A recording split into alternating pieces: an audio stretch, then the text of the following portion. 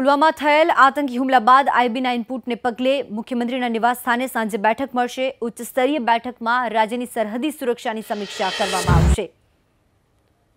આઈબીના ઇનપુટને પગલે સીએમ રૂપાણીના નિવાસસ્થાને સાંજે એક બેઠક મળવાની છે અને જેમાં રાજ્યની સરહદી સુરક્ષાને લઈને આ ઉચ્ચ સ્તરીય સમીક્ષા કરવામાં આવશે, ચર્ચા વિચારણા કરવામાં આવશે। સ્ટેચ્યુ ઓફ યુનિટી સહિત મહત્વના સ્થળો પર હુમલા અંગે ઇનપુટ મળતા એલર્ટ જારી કરવામાં આવ્યું છે અને તમામ સુરક્ષા વ્યવસ્થાને ધ્યાનમાં રાખતા આ બેઠક બોલાવવામાં આવી છે।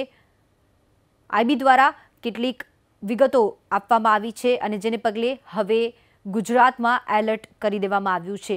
સરકાર દ્વારા આ બેઠકનું આયોજન કરવામાં આવ્યું છે।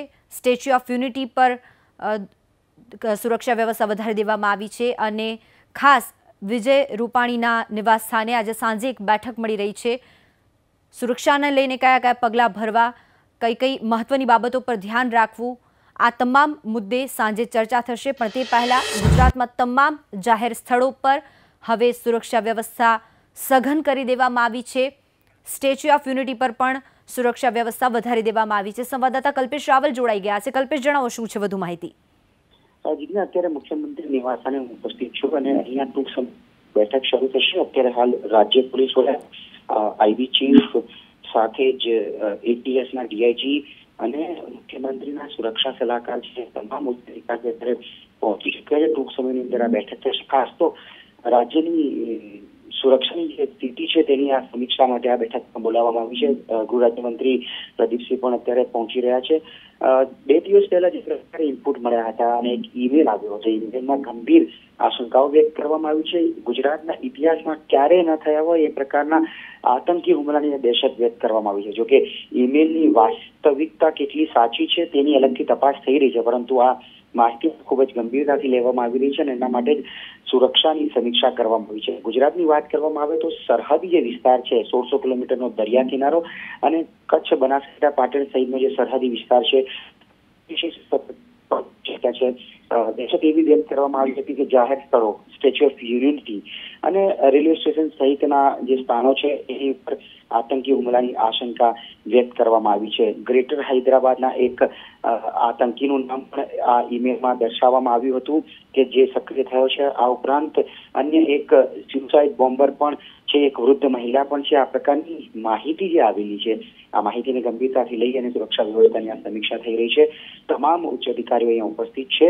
હાલના તબક્કે કયા પ્રકારના પગલાં ભર્યા છે તેની પણ સમીક્ષા કરવામાં આવશે અને ક્યાં વિશેષ આવશ્યકતા છે, કેટલા વિસ્તારમાં વધારે સતર્કતાની જરૂર છે તે બાબતે પણ દિશા નિર્દેશ આજે આપવામાં આવશે। બિલકુલ, સરહદી વિસ્તાર પર કઈ રીતની સઘન વ્યવસ્થા ગોઠવવામાં આવી છે કલ્પેશ?